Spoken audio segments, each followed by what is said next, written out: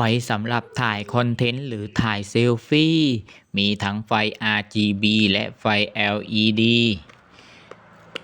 ตัวไฟมาพร้อมกับอุปกรณ์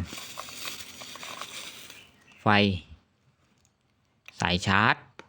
เป็น USB Type C แล้วก็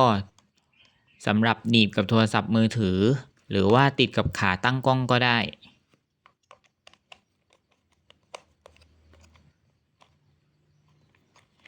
ตัวเครื่องมีแบตเตอรี่ในตัวสว่างจ้าไฟ RGB เปลี่ยนสี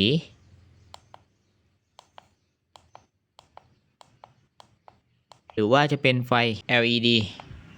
สามารถปรับค่าความสว่างได้มีเครื่องหมายบวกลบปรับได้ตามต้องการ